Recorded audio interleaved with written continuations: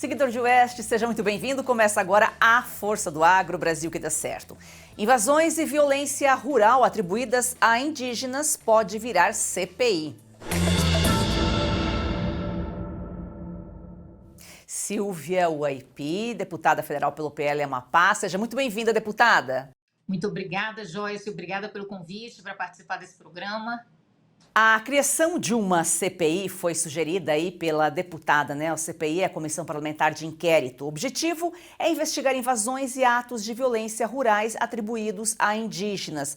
Deputada, bom, acho que a razão aí para criar essa CPI já diz aí sobre esses conflitos entre indígenas e agricultores. Como que surgiu a ideia da criação dessa CPI? Bom, primeiro, eu sou indígena, então é óbvio que a população brasileira precisa, então, saber o que realmente acontece no campo. Há vários relatos de que indígenas autodeclarados, né, sendo oriundos do Paraguai, estariam invadindo terras no Paraná, né, em todo o sul do Brasil, né, requerendo terras baseados num possível pertencimento aquela região datada de 1500. Óbvio que essas irregularidades que têm acontecido, né, porque boa parte dessas propriedades, elas são produtivas, né, mantém a economia brasileira, né, o agro produz mais de 1/3, né, do PIB brasileiro, e isso afeta a economia brasileira. Então, quem está financiando essas atividades? Qual a real participação de indígenas brasileiros ou não nessas invasões de terras? Então, o Brasil precisa saber a verdade, até porque muitos falam que grileiros, poceiros, que integrantes, por exemplo, do agro é que invadem terras indígenas. Nós já estamos no século XXI e é preciso que se apure isso. Então já existe aí uma suspeita de que esses indígenas estejam sendo usados, né? Olha só, além de estar sendo usados, é óbvio, né, que um pouquinho de entendimento, um pouquinho de leitura faz com que você perceba que essa atividade ela está sendo criminosa, está atentando contra a soberania do nosso país e principalmente contra a nossa economia. Então, é preciso que o Brasil se detenha a um olhar bem apurado em relação a essas questões. Existem aqueles que podem estar sendo usados, como existem aqueles que também têm a plena consciência das suas atitudes, dos seus atos e que, óbvio, mascaram a sua atividade dentro de uma cortina ideológica quando se trata da questão indígena. Deputada, impacta na economia, na nossa soberania e pode ter impacto também, inclusive, aí na segurança alimentar?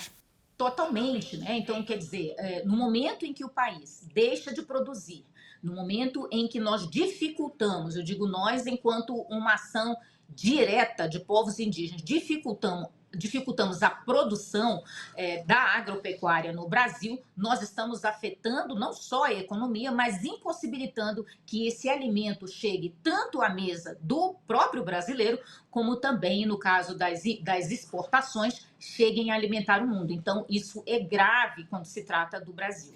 Deputada, e quais são as evidências, né, que foram levadas em consideração para justificar a criação dessa CPI, a sugestão dessa CPI no momento?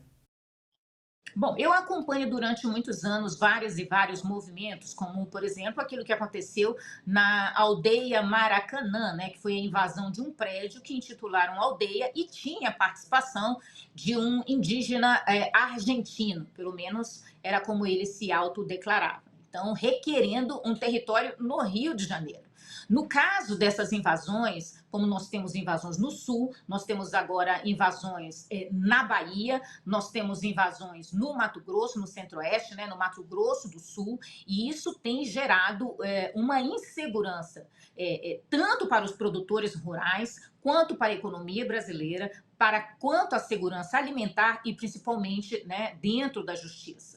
Então, as evidências principais também é que muitas dessas terras estão sendo utilizadas pelo narcotráfico. Então, várias apreensões, várias atividades da Polícia Federal já noticiadas em mídia relatam de que há geralmente a apreensão de 16 toneladas, 6 toneladas, tudo de maconha sendo produzida em boa parte dessas terras. O deputado, é claro que se a CPI for aprovada aí, vai apurar, mas poderia ser uma forma de tirar o foco do narcotráfico, essas invasões aí, esses indígenas que vêm até de fora, são usados para criar esses conflitos com o agro, talvez até para tirar o foco dessas organizações aí que estão se utilizando da região para o crime? Totalmente, totalmente. Então, assim, eles sabem exatamente o que eles estão fazendo.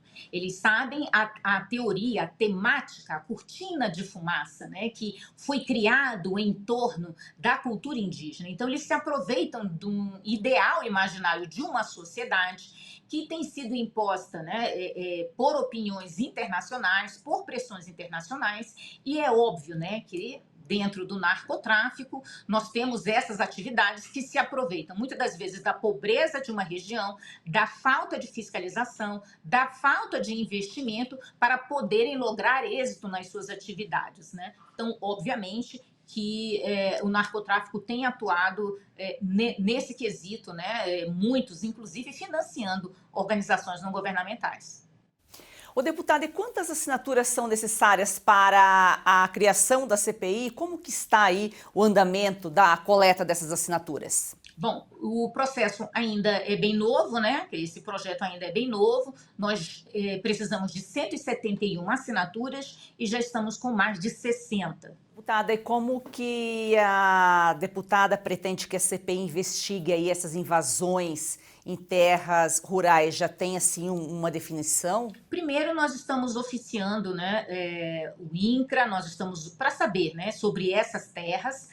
Boa parte dessas terras não são invasões, né? Tem propriedade, tem título de propriedade, então torna-se infrutífero, né? Uma invasão requerendo um direito de 1.500 quando nós já estamos no século XXI. Então, se esse tipo de invasão, esse tipo de solicitação, creio eu, fosse até meados de 1800 ou antes da promulgação da atual Constituição de 1988, valeria qualquer tipo de questionamento. Hoje nós já somos uma nação constituída, nós não podemos mais impor flagelos e lutar e impor lutas, né, ou garantir lutas entre povos e classes para poder garantir o direito à propriedade. Então, obviamente, essas invasões, na realidade, é uma forma de surrupiar o direito do brasileiro dono de propriedade. Por quê?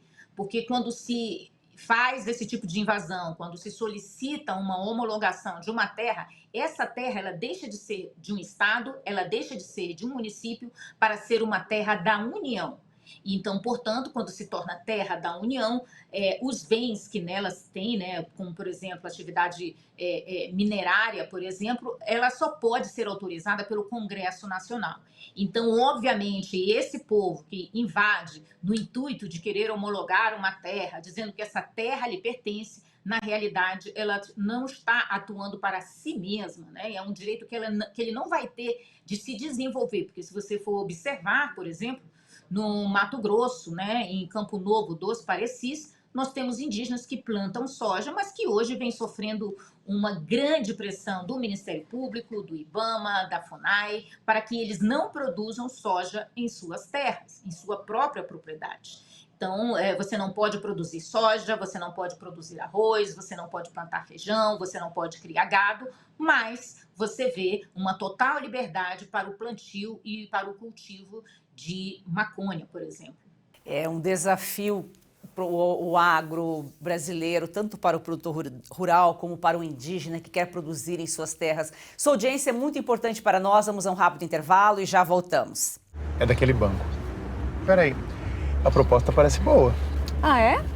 Então pergunta para ela se você pode participar das decisões do banco. Moça! Ah, e pergunta se o lucro do banco retorna para você no final do ano. Ah, e pergunta também se no banco o seu contato é direto com o gerente. Tá, só um minutinho. Coopera, né, Mário Jorge? A Cocred tem tudo que um banco tem, mas com taxas mais justas e uma forma mais sustentável de atuar. Mais um que tem conta na Cocred. Olá pessoal, olha só, não é normal sentir dor, então por isso eu gosto sempre de falar do Ora Pronobis super concentrado da Vita e Gold e temos um depoimento. Eu tenho uma vida muito corrida. Do cinema para o teatro, dos shows para os estúdios. Algum tempo atrás comecei a me sentir muito cansada.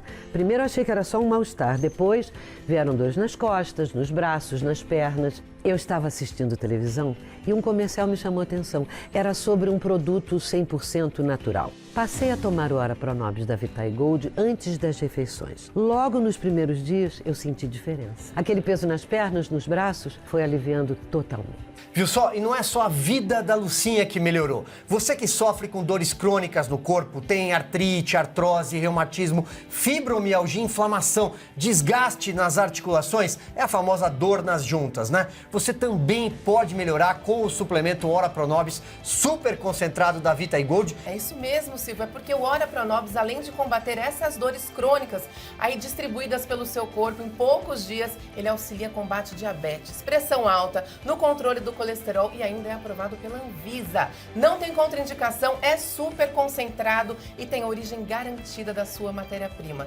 Tudo controlado desde a mudinha que é plantada, por isso que funciona de verdade. E você pode tomar na forma de cápsulas ou na forma em pó, você que decide. O importante é tomar a decisão de acabar com essas dores crônicas no corpo, aproveitar a vida. E a gente trouxe algo novo para o público do Oeste, viu, Silvio? Além do desconto, que já é super diferenciado, você ligou agora, 0800 101 1800, 70% de desconto garantido para você. Mas a gente vai te presentear ou com colágeno tipo 2, que auxilia nas suas articulações, ou a câmera Wi-Fi, que é a grande novidade, para você monitorar o que você quiser. Eu tenho uma Só tem dessa. que ligar agora. Olha, maravilhosa, não é? Muito. Aproveita você também. 0800 101 1800. Deputado, você falava há pouco aqui sobre os indígenas, né? A pressão que eles sofrem para não produzir nas terras deles. O que eles alegam? Que o indígena vive aí de arco e flecha, caçando e não pode produzir? Exatamente. Você vai perder sua cultura. Mas essas pessoas, por exemplo, elas não voltam para a caverna, né? Elas são descendentes dos macacos ou descendentes dos homens das cavernas. E ninguém volta para lá, né? Mas querem nos manter lá vivendo no passado, naquele modo, naquele jeito. Então, é bem complicado, né? E a gente sabe que nos Estados Unidos essa visão já é bem diferente, né, deputado? Lá os indígenas, eles plantam, eles produzem, tem cidades que eles administram, são políticos. Inclusive tem uma região próxima ao Canadá e até no Canadá que os indígenas, eles fazem a extração de petróleo, né? No Canadá, por exemplo, o Brasil, ele importa, né, do Canadá, por exemplo, o potássio. Né? Nós utilizamos parte desse potássio que é produzido, né, extraído de terras indígenas. Esses indígenas recebem os royalties, né, dessa exploração e eles acabam produzindo e mandando para o mundo inteiro, né? É o mercado deles, é a forma como você também mantém aquela economia. Então, apenas eles são possibilitados, né, de manter a sua economia, de se desenvolver economicamente, mas criou-se um ideal imaginário sobre a América do Sul, apenas sobre a América do Sul, onde nós somos impossibilitados de nos desenvolver. Então, se você reparar, há de se questionar por que só os povos indígenas brasileiros têm que viver na miséria e no passado. E sendo que nós temos aqui uma das maiores jazidas aí de potássio, nós poderíamos contribuir muito, né, com... A gente sabe que o principal custo do produtor rural é com insumos, é essa dependência, porque a maior parte dos fertilizantes é importada, e se a gente tivesse essa legalização, uma legislação para poder extrair no Brasil, poderia avançar muito mais, né? Exatamente. Então, assim, nós temos uma das maiores jazidas de potássio, né, do mundo, que fica em Altazes, né, no Amazonas, e você vê que sempre há uma interveniência, tanto do Ministério Público Federal, quanto IBAMA, e de organizações não governamentais, induzindo indígenas a questionarem, né, essa exploração. Então, o Brasil acaba sendo subserviente, dependendo única e exclusivamente, por exemplo, de insumos de outros países. Nós temos aí uma votação de uma PEC, né, vem e criminaliza o agricultor que produzir bioinsumos em sua propriedade, né, condenando a quase 10 anos de prisão. Enquanto isso, por exemplo, o Amapá, na semana passada, assinou um termo de importação da China de mais de 75 mil toneladas de bioinsumos. Então, nós deixamos de produzir, nós somos impossibilitados de produzir, nós condenamos o povo brasileiro, né, à prisão, à escravidão, né, porque ele quer produzir, ele quer se desenvolver, então ele é impossibilitado para quê? Para que nós venhamos a comprar de outros países. Então, há uma pressão que não está defendendo o Brasil e não está defendendo o povo brasileiro ou a nossa economia. Está simplesmente facilitando o desenvolvimento econômico de outros países e nos condenando à subserviência. É o Brasil, por meio de poucos, atendendo aí às imposições de outros países. Falando ainda da CPI, deputada, por mais que seja um assunto novo, já está com mais de 60 assinaturas aí, você tem recebido críticas? Como que está aí a relação como está a aceitação dessa CPI?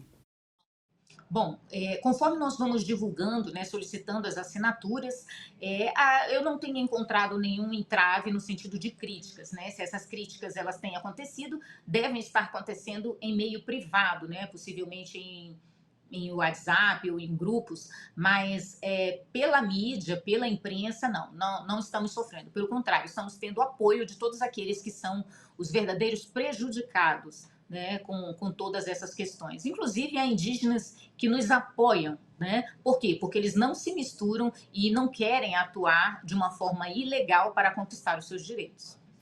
Nós falávamos há pouco sobre o narcotráfico atuando nessas regiões. Qual que é a sua opinião, deputada, em relação às ONGs de também estarem envolvidas aí em atividades ilícitas na Amazônia?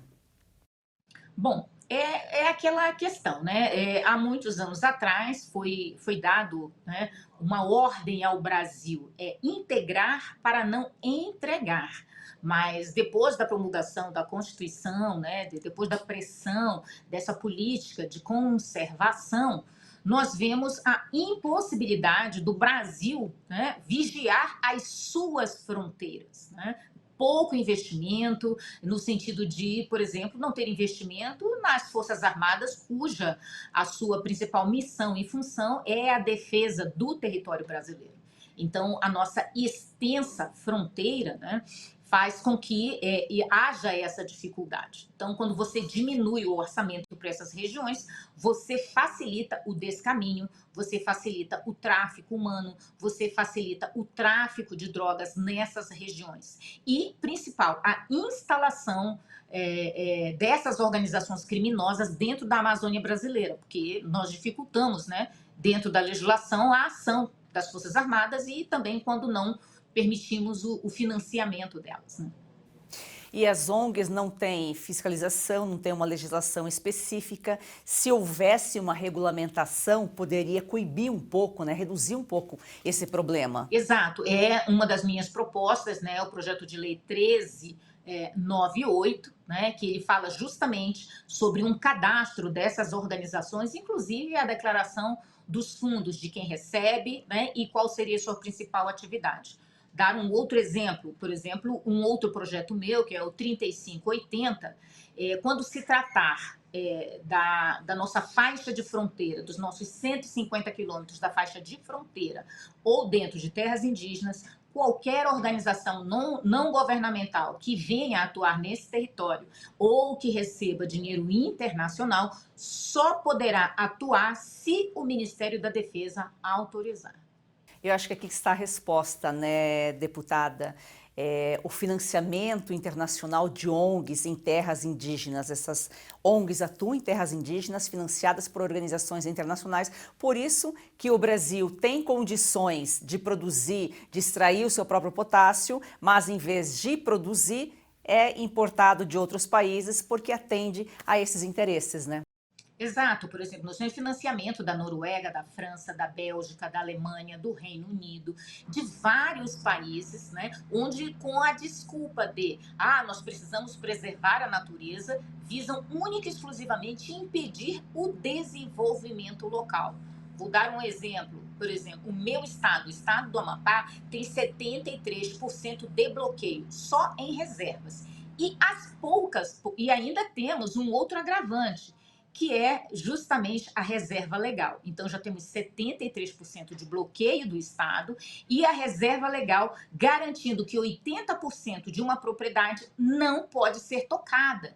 Então, você impossibilita na região norte, na região amazônica, o desenvolvimento dessas regiões, o que facilita a pobreza, a mendigância, a falta de desenvolvimento e infraestrutura, tornando a vida muito mais difícil nessas regiões e tornando essas pessoas muito mais vulneráveis. Então, óbvio que existe o interesse internacional de que essas regiões riquíssimas permaneçam intactas para que no futuro eles venham, já com essa teoria da internacionalização da Amazônia, possam então dominar o nosso território, o território brasileiro, para os fins que eles o determinarem, né? Então, com isso, nós perdemos a nossa soberania, a nossa identidade, o nosso pertencimento e a nossa capacidade de decidir o futuro da nossa gente.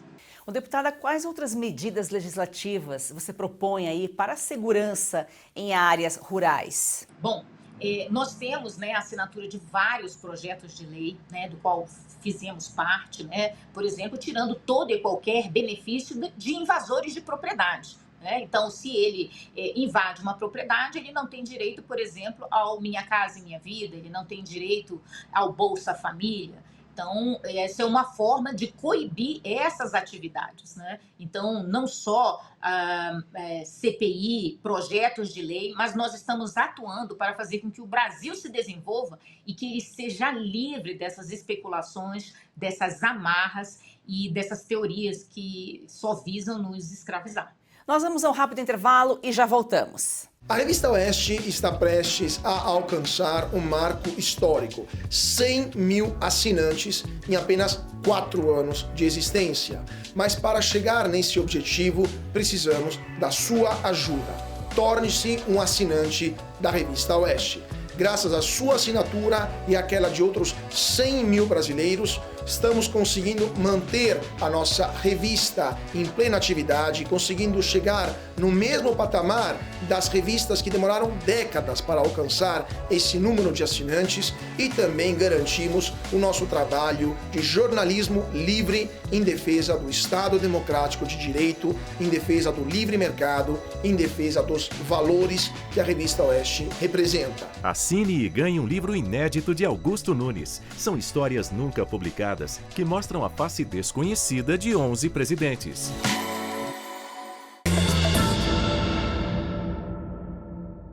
Deputado, nós estamos falando aqui da CPI, né? Está no início ainda, mas pegando um gancho sobre a dificuldade que às vezes o Congresso tem para aprovar proposições, você tem inclusive um projeto parado no Senado há 9 meses. É um projeto muito importante que protege crianças de abusadores, né? Crianças e mulheres de abusadores. Então, na Câmara ele foi aprovado com o número 2144, né? É um projeto de lei que dobra a pena, no caso de abusadores sexuais, né? De abusadores vulneráveis, né? Abusadores de crianças e de adolescentes. E para nós isso é um marco. Eu venho de uma região que, justamente pela pobreza, muitas crianças são violadas, né? Muitas crianças são traficadas, existe o tráfico humano. Então, é preciso uma atuação para proteger essas crianças, né? Em todo o Brasil. Mas uma área muito vulnerável é a região norte, é o estado do Pará, é o estado do Amapá, Amazonas, Acre, Rondônia, Roraima. E o projeto está parado há 9 meses, né, na CCJ, no Senado. E, obviamente, no momento em que você não pauta uma atividade como essa, né, uma lei como essa, nós estamos facilitando que abusadores permaneçam sem uma punição adequada, né? Então, facilita a vida deles, né? Deputada, a gente se pergunta, foi aprovado na Câmara rapidamente, 9 meses parado no Senado. É um projeto que protege as crianças, as mulheres, faz bem para a sociedade, é só contra os abusadores, dobrar a pena. E a gente se pergunta, por que está parado, por que o presidente não coloca em pauta. É ser conivente se você deixa parado um projeto desse porte. Quantas crianças poderiam estar sendo protegidas agora? Né? Quanto nós poderíamos estar coibindo qualquer tipo de atividade criminosa de abusadores sexuais, de predadores sexuais, né? Que atuam, que têm como seu principal alvo crianças, né? Meninas, mulheres, meninos. Então, obviamente, no momento em que você não pauta um projeto como esse, você está sendo, sim, conivente com os abusos. Principalmente, nós estamos à beira, né, de realizarmos a COP30 no Brasil, na região norte, que é justamente a região com o maior foco de abusos no Brasil. Então, para mim, isso é uma negligência, né? É não querer proteger as crianças da nossa região. Pegando um gancho na COP30, que será realizada em novembro do ano que vem em Belém, qual que é aí a expectativa, deputada? A gente sabe que tem uma preocupação, né, com essas empresas, com essas instituições, com a imprensa que vem de fora, porque eles só querem mostrar o ruim, o bom eles não mostram, né? Exatamente. Por exemplo, lá no estado do Amapá, a partir do dia 21, né? 21, 22 e 23 agora de novembro, estará sendo realizado um simpósio internacional pré-COP30. Se pretende fazer um documento de sugestão e orientação para a COP30, que será realizada em Belém, no estado do Pará. Então, o Amapá já se antevém, escutando várias autoridades, né? Vários senadores confirmaram a presença, temos também confirmada a presença do Augusto Aras, nós temos presença confirmada de um representante do IBRAM, várias autoridades da área, né, de meio ambiente, onde estarão discutindo a política, né, da conservação da Amazônia brasileira, desenvolvimento econômico, né, e sustentabilidade. Então, nós acreditamos que, ouvindo a população que vive na Amazônia brasileira, nós possamos definir o nosso futuro e não permitir que outros países decidam no ano que vem, dentro do nosso próprio território, aquilo que nós podemos e aquilo que nós não podemos fazer em nosso próprio país. Tem que falar com quem convive, com quem está lá no dia a dia, não com quem só sobrevoa ou fala de longe. Para você conversar com a Força do Agro, o telefone está passando aqui na sua tela, mande sua sugestão, sua pergunta, se tiver alguma pergunta para a deputada, pode mandar para a gente. Deputada, muito obrigada pela sua participação aqui. Eu que agradeço, estamos atentos e vigilantes, né, para que o Brasil permaneça soberano, produzindo e mantendo a sua economia. Obrigada. E o canal está aberto aqui para comunicar com os brasileiros. Agradecemos a você que nos acompanha todos os dias. Siga o nosso perfil no Instagram e vamos fazer do agro esse campeão brasileiro uma paixão nacional.